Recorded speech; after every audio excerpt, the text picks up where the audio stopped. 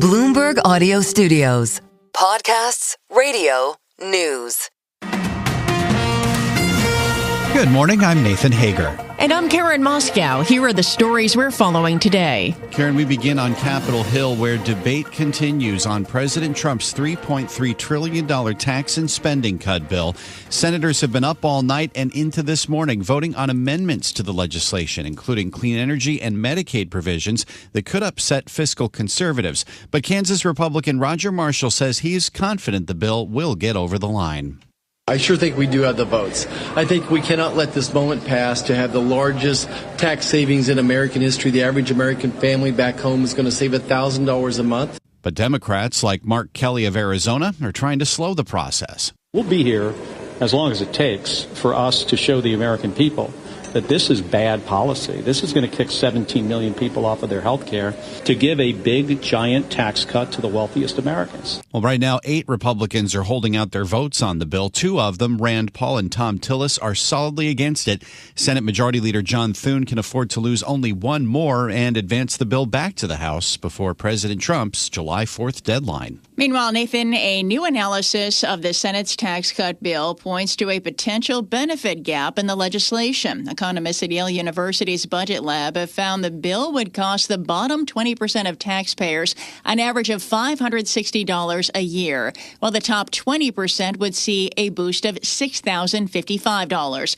The analysis finds the poorest Americans would bear the brunt of cuts to Medicaid and food stamps, while higher earners would see the biggest benefit from tax cuts and an expanded state and local tax deduction. Well, Karen, Treasury Secretary Scott Bessent is optimistic that the tax bill will get done in time. He spoke with Bloomberg's Sonali Basak. I'm confident that the bill is going to progress as is over the next few hours, and it'll be on the president's desk to sign on July 4th. So the Senate will vote, pass it over to the House. We've seen incredible leadership, and this is what leadership looks like. Well, that was Treasury Secretary Scott Bessent speaking with Bloomberg's Sonali Basak yesterday. And for the full conversation, head to the Bloomberg Podcast channel on YouTube. Nathan, the war of words between President Trump and Elon Musk has exploded into public view once again. Now, Bloomberg's John Tucker following that story for us. John, good morning. And good morning, Karen. Well, overnight, President Trump posted on social media, Elon may get more subsidy than any human being in history by far. And without subsidies, Elon would probably have to close up shop and head back to South Africa. He went on to post, no more rocket launches, satellites, or electric car production, and our country would save a fortune.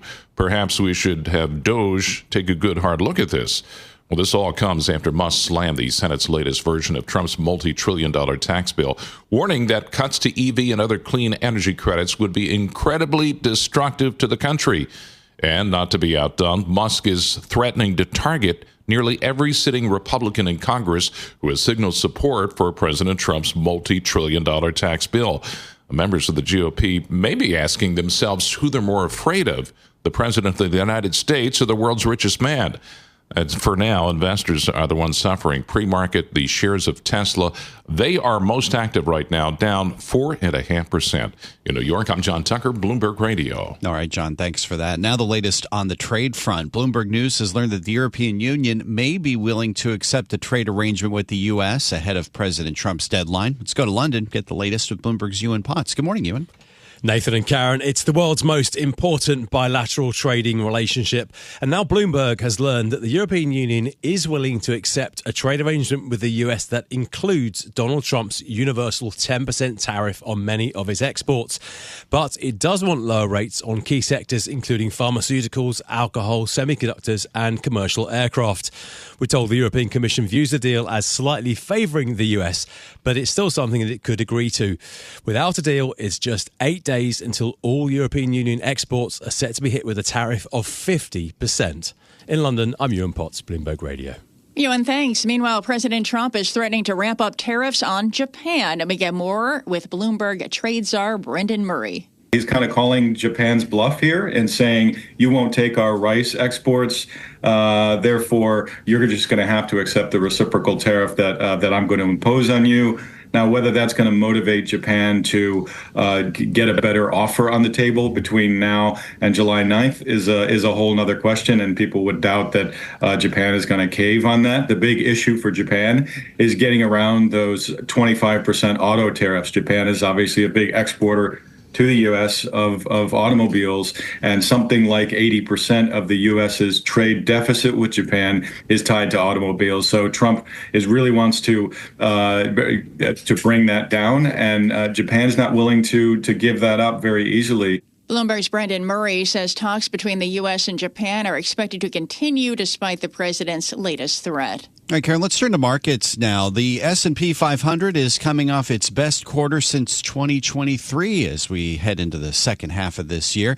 The index is trading at an all-time high, soaring 25% from its early April low. Tally Leger is chief market strategist at the Wealth Consulting Group. I know it sounds silly and I'm a wild-eyed optimist, but buy the dips has worked since the inception of the S&P 500, folks. And we know that because the chart goes from the lower left to the upper right across time. It depends on your holding period, and our horizon tends to be pretty long. So I think it's always a good time, even at all-time highs like this, to put new money to work in stocks. Tally Leger with the Wealth Consulting Group. Meantime, this has been the worst half of a year for the dollar since 1973. The U.S. currency is down 10.8% so far this year. Nathan, Fed Chair Jay Powell and other top central bankers are set to discuss monetary policy at the European Central Bank's annual retreat in Portugal. And we get a preview with Bloomberg's Michael McKee. It's an all-star central banker panel that may shed some light on the path for global interest rates. Given the Trump tariff chaos, Federal Reserve Chair Jay Powell is probably the main attraction. But is there much new he can say until the administration makes its policies clear?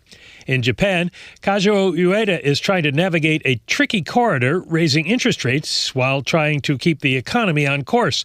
Bank of England Governor Andrew Bailey is dealing with stubborn inflation and signs of weakening growth. And ECB President Christine Lagarde is facing headwinds from U.S. policies and European defense spending needs. Odds are we'll learn more about all of their problems than what the solutions may be. Michael McKee, Bloomberg Radio.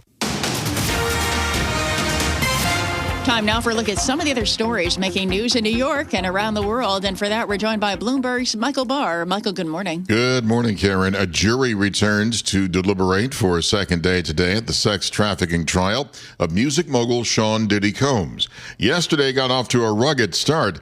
An hour into deliberations, the foreperson sent a note saying they were concerned one of the jurors could not follow the judge's instructions. Eventually, jurors deliberated over 5 hours on Monday. They are deciding whether prosecutors have proven racketeering conspiracy and sex trafficking charges. Former prosecutor Bernarda Villalona. The jury is asking if an individual asks for a controlled substance and the person hands it over, is it distribution? I would be concerned if I was Sean Combs because you don't get to that predicate act unless you have already found that there's a racketeering conspiracy. The defense says this was all part of the swinger's lifestyle and that he committed no crimes. The largest city workers union in Philadelphia is now on strike. About 9,000 workers represented by District Council 33 walked off the job at midnight after negotiators failed to reach a new deal with the city. The union has been asking for 8% raises each year for 4 years. Union head Greg Boulware says the city's offer of a 7% raise spread out over 3 years isn't enough. When inflation is up and the cost of living is up, 2% raises and 3% raises don't change the narrative for our people. Things like trash service have been interrupted. Look for a rent hike. The New York City Rent Guidelines Board last night approved a 3% price increase for 1-year leases and 4.5% for 2-year leases, affecting roughly 1 million rent-stabilized apartments. The increases are expected to begin on October 1st. Global news 24 hours a day and whenever you want it with Bloomberg News Now. I'm Michael Barr, and this is Bloomberg. Karen. All right, Michael Barr, thank you. Time now for the Bloomberg Sports Update, brought to you by Flushing Bank. Here's John Stashower. John, good morning. Good morning, Karen. Yankees in Toronto, first of 4 before they come back to New York to play the Mets this weekend. Jazz Chisholm, another home run, his 4th in 5 games. Yanks led 2-0, later 3-1. It came apart. 6th inning, Blue Jays put up 4 runs on 3 Yankee pitchers, and Anthony Volpe throwing error was costly. Toronto won 5-4. Yanks in June had a losing month. Their manager's Aaron Boone. We had a really tough week, that lent itself to this record. So, we know we got to be a little bit better and feel like overall, we just got to find a way to finish some of these games. Tampa Bay lost, so the Yanks remain game and a half ahead. Phillies won 4-0 behind Zach Wheeler, who in 5 starts in June allowed only 2 earned runs, and the Phils now 2 games ahead of the Mets, who are at Citi Field tonight to play Milwaukee. The Mets have lost 13 of their last 16 games. The Knicks still don't have a coach, but they've added a player. Veteran guard Jordan Clarkson got bought out in Utah, so he first needs to clear free agent waivers, but Clarkson expected to join the Knicks and help their bench, which was thin for most of last season. As to the new coach, Mike Brown, the first to have a second interview. Brown 2 years ago, Coach of the Year in Sacramento. The Kings fired him during this past season. An NFL trade of 3-time All-Pro defensive backs. Minkah Fitzpatrick goes back to Miami, where he began his career. Jalen Ramsey goes to Pittsburgh with tight end Jonnu Smith. Day 2 at Wimbledon will have early starts for Americans Tommy Paul and Jess Pegula. Top seed Jannik Sinner plays today. So does Novak Djokovic and Coco Gauff. John Stashauer, Bloomberg Sports. Coast to coast on Bloomberg Radio, nationwide on Sirius XM, and around the world on Bloomberg.com and the Bloomberg Business app. This is Bloomberg Daybreak. Good morning. I'm Nathan Hager. The Senate has been pulling an all-nighter of amendment votes to President Donald Trump's big tax and spending cut bill. It continues this morning. Right now, 8 Republicans are holding out support for the legislation, but White House economic advisor Kevin Hassett is keeping the pressure on. I would counsel people very much against voting against the bill, and I don't expect that there are going to be many people who do that because the bill makes so much sense. And that was the National Economic Council Director Kevin Hassett. Joining us this morning is Terry Haynes, the founder of Pangea Policy. Terry, good morning. The White House is sounding confident this bill is going to get done. How do you see things? Good morning. Good morning, Nathan. This is the time where you project the result you want. So the White House is projecting confidence. The Democrats are projecting scorn and ugliness. The 8 Republican senators that want things are projecting uncertainty. So, so people want things, and we're about to the point. My view is ultimately this thing passes. My bogey for 3 months has been that it's going to happen on or around July 4th. So here we are, and but there's going to be a lot of deals done here in the next few hours and a lot of votes to happen in the next few hours.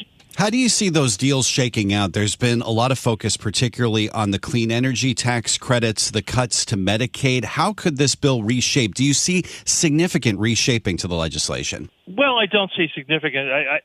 I would say not significant. The reason why is because the core of this thing are tax provisions and manufacturing provisions. What we're talking about here are important provisions, but they're ancillary to the core of the bill. But I see fundamentally accommodation. I see things. They've probably gone about as far as they're going to go on Medicaid and probably even walk back. And we're talking before Senator Scott's amendment about the federal match happens. But Senator Murkowski, Senator Collins, and others want some things. So I think the bill ultimately moderates some. We've talked about the pressure that the White House is putting to bear. There's a new analysis from Yale's Budget Lab that shows a pretty disproportionate benefit for upper earners compared to lower earners from this legislation. Is there a potential political downside for Republicans to passing this? Not particularly. The Yale folks are a lot of things, but they're pretty partisan in orientation. Certainly the polling is negative towards Republicans right now, but what Republicans are focusing on is, if they can get the fundamental tax and manufacturing policy right, then they wager the economic effects result into a positive polling balance into 2026 and into the midterms. And whatever else you have to say about what the Republicans are doing, one thing they are counting on is the relative scramble that the Democrats are in right now. So you buy the White House analysis that the CBO scoring on this doesn't factor in the economic benefit? They're talking about something like a 3% boost to GDP from this legislation? Well, going back to certainly going back to President Obama in 2012, I remember this very clearly, but I think it goes back much farther. There's always been complaint from any occupant of the White House that the CBO scoring is artificial, does not take growth into account, as Secretary Besson points out, doesn't take tariff revenues into account. And, when you have a world where, as the Wall Street Journal points out, where the CBO score on extending SALT turns out to lower the deficit, you've got a fairly wacky and artificial system, whatever else you have to say about it. Okay, just quickly, yay, nay on whether this bill passes out of the Senate today. As we speak, yay. This is Bloomberg Daybreak, your morning podcast on the stories making news from Wall Street to Washington and beyond. Look for us on your podcast feed by 6 a.m. Eastern each morning on Apple, Spotify, or anywhere else you listen. You can also listen live each morning starting at 5 a.m. Wall Street time on Bloomberg 1130 in New York, Bloomberg 99.1 in Washington, Bloomberg 92.9 in Boston, and nationwide on Sirius XM Channel 121. Plus, listen coast to coast on the Bloomberg Business app, now with Apple CarPlay and Android Auto interfaces. And don't forget to subscribe to Bloomberg News Now. It's the latest news whenever you want it, in 5 minutes or less. Search Bloomberg News Now on your favorite podcast platform to stay informed all day long. I'm Karen Moscow. And I'm Nathan Hager. Join us again tomorrow morning for all the news you need to start your day right here on Bloomberg Daybreak.